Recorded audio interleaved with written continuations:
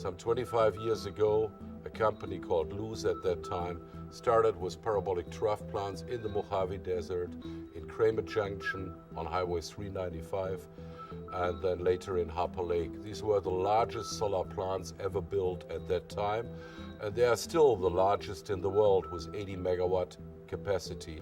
We are coming back now, after the revival of the technology in Spain, to the roots, back to California, and believe in the system that here will be the biggest marketplace in the future.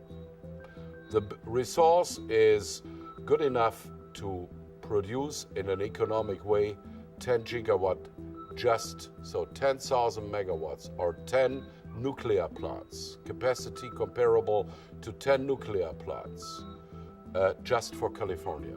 AB 32 foresees that 33% of the power in California by 2020 should come from renewables.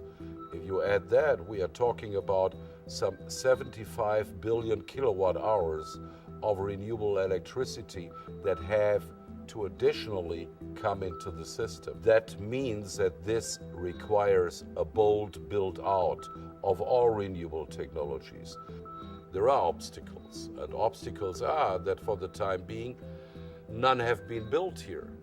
And there is a lot of talks about that. There are a lot of mega words, but not so many megawatts.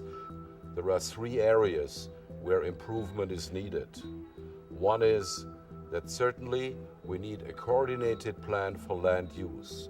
These plants do need a lot of land, and it makes sense to have a sort of a special planning in which a socially acceptable and environmentally acceptable build-out is done, so that there is a sort of a thoughtful planning for the development of this resource. The second is that there is a whole mess, if you allow me that to say like this, in transmission. There is not enough transmission capacity already today available for the renewables to wait, not just for the ones that are planned, but for those that have already been permitted.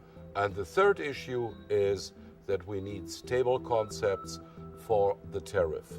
We certainly can live with market price reference, but the energy has to get the value that it deserves.